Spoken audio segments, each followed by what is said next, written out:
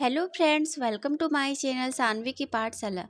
Friends, in this video we will cover history of English literature from Old English period to Middle English period.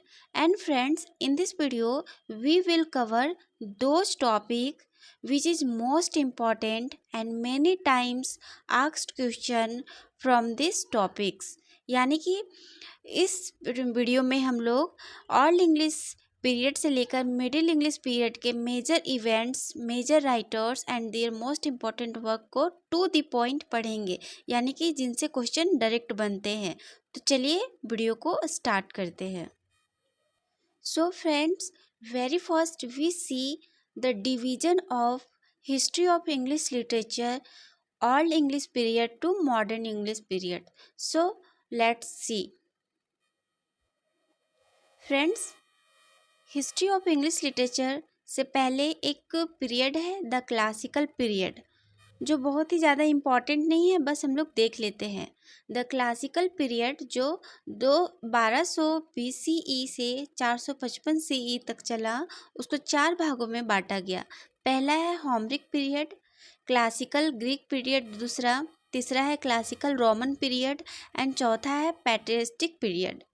And now let's see most important period जो है हमारे पास history of English literature, जिसमें सबसे पहले आता है the old English period, जिसे हम द एंग्लो सेक्शन पीरियड के नाम से भी जानते हैं. इसको पहले हम लोग कवर करेंगे. देन हम लोग द मिडिल इंग्लिश पीरियड को पढ़ेंगे, जिसके 2 सब डिवीज़न है. पहला है the Anglo Norman period and the age of Chaucer. तो यानी कि हम लोग आज 2 period, old English period and middle English period को बहुत ही अच्छे से कवर करेंगे, टू दी पॉइंट पढ़ेंगे और देखेंगे कि किस टाइप से क्वेश्चन बनते हैं. तो चलिए स्टार्ट करते हैं. So friends, old English period, जिसे हम एंग्लो सेक्शन लिटरेचर के नाम से भी जानते हैं. तो चलिए देखते हैं कि इस टाइम पीरियड में लिटरेचर आखिर किस टाइप से था.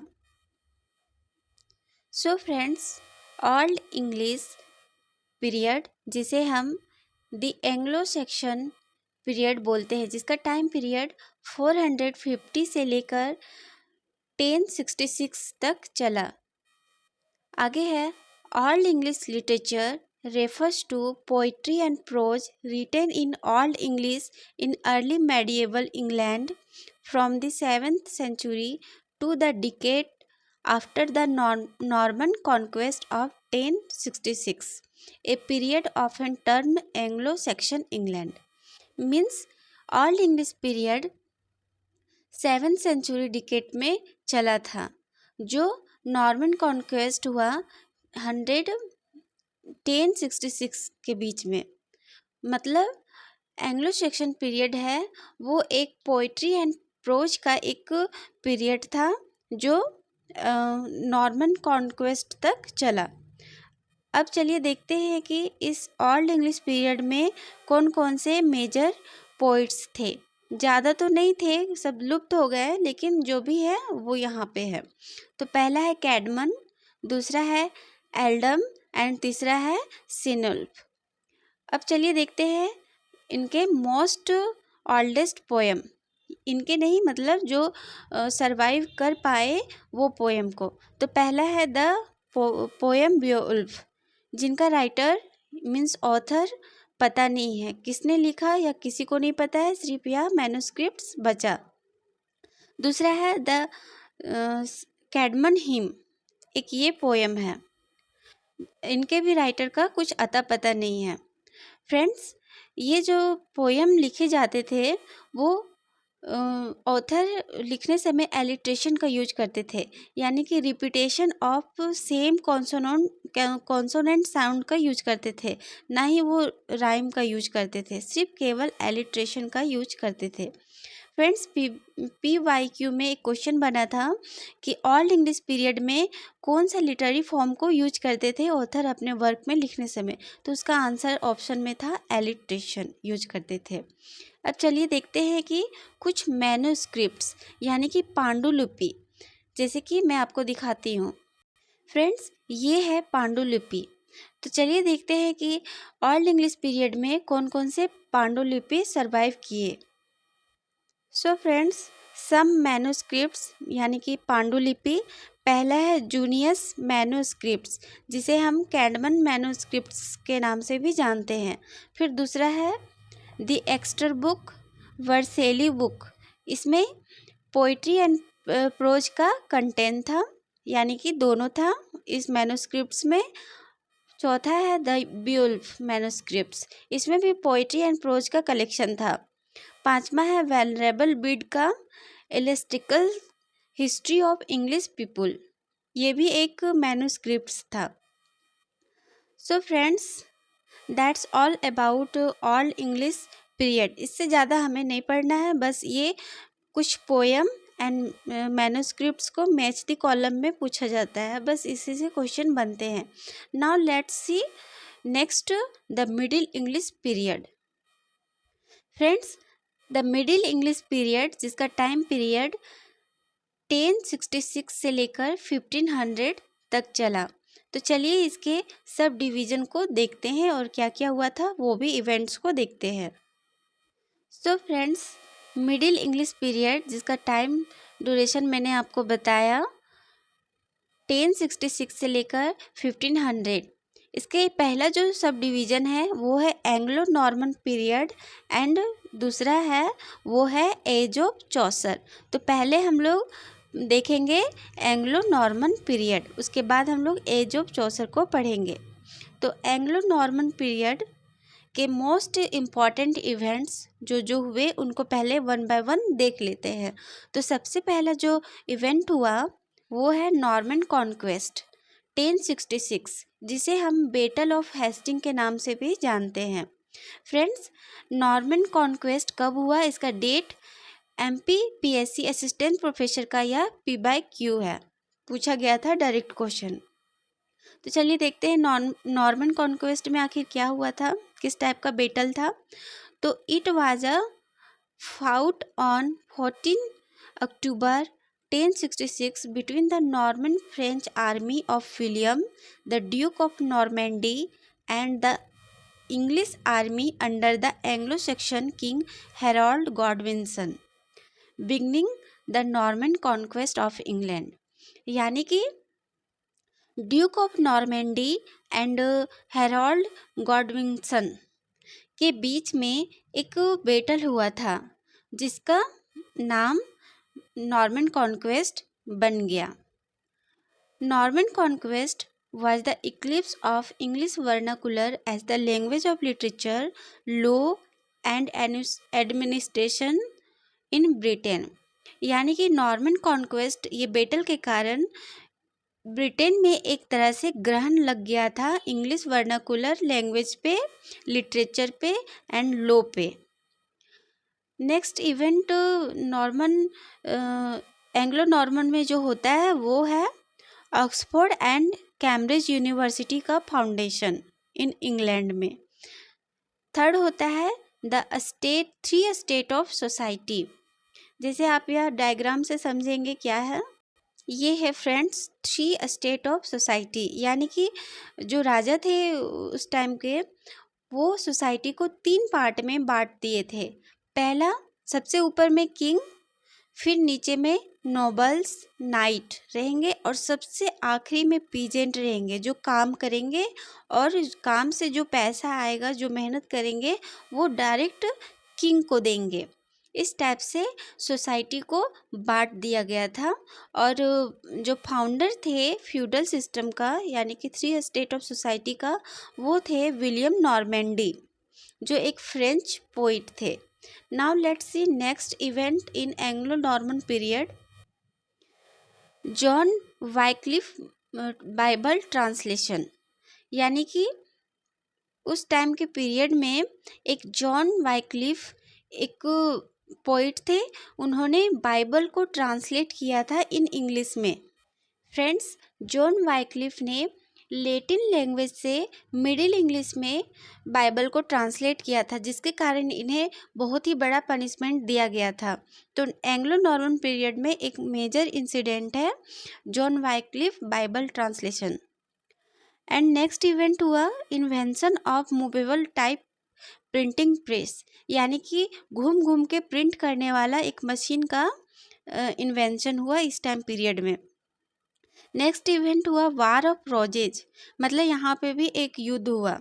किसके बीच? लैंकेस्टर एंड यॉर्क के बीच। लैंकेस्टर एक रेड रोज का सिंबल था एंड यॉर्क एक वाइट रोज का सिंबल था। इन दोनों के बीच लड़ाई हुआ। इसका टाइम पीरियड 1455 से लेकर 1485 है, जो बहुत ही ज़्यादा इम्पॉर्टेंट है ये डेट, क्योंकि इनसे डायरेक्ट क्वेश्चन आते हैं। नेक्स्ट इवेंट हुआ थॉमस मेलो का। इन्होंने एक वर्क लिखा था मोटे डी अथर। इस बुक से प्रिंटिंग प्रेस इन ब्रिटेन में आया। कौन लेके आया? विलियम कैक्सटन ने। विलियम कैक्सटन ने इनके वर्क मोटे डी अर्थर को 21 बुक में प्रिंट किया। जो पहले थॉमस मेलो ने 8 बुक में लिखा था, अब वो 21 बुक में इनको प्रिंट कर दिया इस किताब को। सो फ्रेंड्स, ये था एंग्लो नॉर्मन पीरियड में क्या क्या इवेंट हुए। अब चलिए इसके दूसरा सब डिवीज़न एज ऑफ चौसर को देखते हैं। So friends, age of Chaucer, इसका टाइम पीरियड 1340 से लेकर 1400 तक हुआ, यानी कि 1340 से लेकर 1400 ईस्वी तक एज ऑफ चौसर चला। अब चलिए इसमें देखते हैं कि कौन कौन से मेजर इवेंट्स हुए। तो पहला इवेंट्स जो हुआ वो है 100 ईयर्स वार। इस टाइम में 100 ईयर्स वार जो 1337 से लेकर 1453 तक चला। चूँकि यह 116 साल का वार था, लेकिन इसे 100 ईयर्स वार के नाम पे दिया गया इस इवेंट को। चलिए देखते हैं इसमें कौन कौन से किनके बीच ये वार हुआ था। तो this war was a long struggle between England and France. England and France के बीच यह वार हुआ था, क्योंकि succession to the French throne में हासिल करने के लिए यह वार हुआ था, फ्रेंच का राजगद्दी हासिल करने के लिए। नेक्स्ट इवेंट होता है एज ऑफ चौसर में द ब्लैक डेथ, जो 1348 से लेकर 1349 तक चला। जिस तरह से इंडिया में कोरोना वायरस, इंडिया क्या पूरा वर्ल्ड में कोरोना वायरस फैला और तबाही मचाया, उस तरह से ब्रिटेन में भी ब्लैक डेथ एक प्लेग आया था, पैंडेमिक था, जो 1 साल तक चला। और इस पैंडेमिक में जो बैक्टीरिया था वो एर्सिनिया पेस्टिस बैक्टीरिया था। इस बैक्टीरिया ने ही पूरा प्लेग को फैलाया था इन ब्रिटेन में। और इस ब्लैक डेथ को हम लोग बुबोनिक प्लेग और पैंडेमिक के नाम से भी जानते हैं, जो इस टाइम पीरियड में हुआ था। इस प्लेग के कारण पॉपुलेशन जो 80 मिलियन था वो घट के 30 मिलियन तक आ गया। तो आप अंदाज़ा लगा सकते हैं कि कितना यह तबाही किया था उस प्लेग ने, इस प्लेग ने 1 साल के अंदर में। नेक्स्ट जो इवेंट है वो है पीजेंट रिवॉल्ट, जो 1381 में हुआ। This is most important because this date is asked in PYQ of English literature exam, so very important.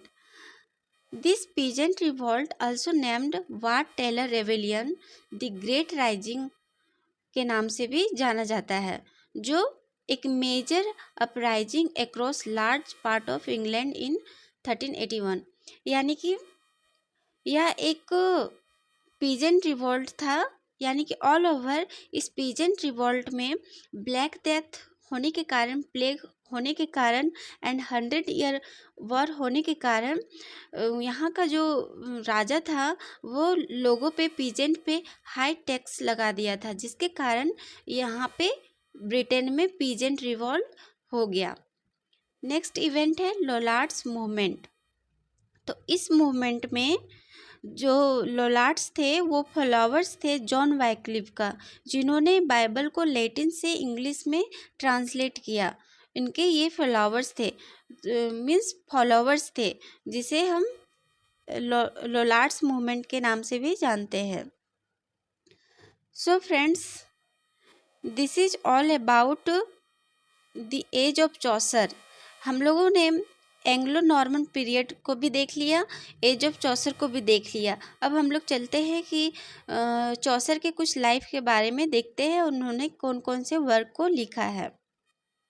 So friends, चलिए अब देखते हैं Chaucer's life and his works. तो इनका टाइम पीरियड, चौसर का टाइम पीरियड है 1340 से लेकर 1400, यानी कि 1340 से लेकर 1400 ईस्वी तक इनका टाइम पीरियड था। Friends, Geoffrey Chaucer he lived in rain of 3 Kings, मतलब ये 3 राजा के शासन तक जीवित रहे। पहला है एडवर्ड थर्ड, सेकेंड है रिचार्ड सेकेंड एंड थर्ड है हेनरी फोर्थ। ये तीनों राजा के शासन तक ये जिंदा रहे। एंड जॉफ्री चौसर ने 3 लैंग्वेज पे अपनी वर्क को लिखा। पहले है द फ्रेंच, दूसरा है द इटालियन, तीसरा है द इंग्लिश। तो पहले हम लोग फ्रेंच लैंग्वेज में कौन कौन से वर्क को लिखा है वो पहले देखेंगे। तो पहला इन्होंने जो वर्क लिखा है फ्रेंच में वो है the Romaunt of the rose, इन English the romance of the rose. यह एक लेंदी एलोगोरिकल पोएम है और इसे ऑक्टोसिलेबिक कपलेट में इन्होंने लिखा है। नेक्स्ट इनका वर्क है the book of the duchess, जो एक ड्रीम विजन है और ऑक्टोसिलेबिक कपलेट में लिखा गया है। Friends, the book of duchess Geoffrey Chaucer ने लिखा है lament on the death of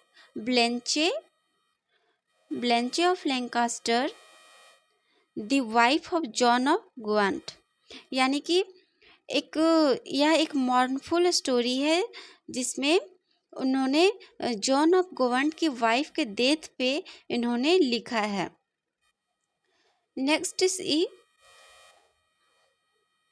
in Latin language, sorry यहाँ पे इटालियन होगा, लैटिन नहीं होगा। इसमें इन्होंने कौन कौन से वर्क लिखे हैं, तो इन्होंने पहला वर्क इसमें लिखा है ट्रोयल्स एंड क्रेसिडा 1388 में। इस कहानी का जो बेस्ड है वो ट्रॉय पे बेस्ड है, यानी कि होमर के द्वारा लिखा गया ट्रॉय जो एक कहानी है उस पे ये बेस्ड ट्रोयस एंड क्रेसिडा को इन्होंने लिखा है और इस बुक को इन्होंने राइम रॉयल के फॉर्म में लिखा है। सेकेंड इनका वर्क है द पार्लियामेंट ऑफ फाउल्स, जो एक ड्रीम एलेगरी है, राइम रॉयल में इन्होंने लिखा है और इस पोएम में इन्होंने एक बर्ड को कैरेक्टराइज किया है और इसमें दिखाया है कि एक बर्ड ईगल है, उसको चाहने वाले बहुत होते हैं, यानी कि एक अनार 100 बीमार की टाइप की एक कहानी है इसमें इन्होंने दिखाया है। नेक्स्ट इनका वर्क है इन इटालियन लैंग्वेज में द हाउस ऑफ फेम, जो एक अनफिनिश्ड पोएम है, मतलब अधूरा ये पोएम है, अनफिनिश्ड है, ड्रीम विजन एलेगरी है, ऑक्टोसिलेबिक कपलेट में लिखा गया है और यह जो पोएम है वो पैरोडी है, मतलब नकल है द डिवाइन कॉमेडी का जैसा, मतलब दांते ने जिस टाइप से द डिवाइन कॉमेडी लिखा है उसी को पैरोडी करके इन्होंने द हाउस ऑफ फेम को लिखा है जॉफ्री चौसर ने। नेक्स्ट है the legends of good women. इस बुक में इन्होंने 9 वर्चुअस लेडी के बारे में बताया है और इसे डेकास्लेबिक कपलेट के फॉर्म में इस बुक को लिखा है।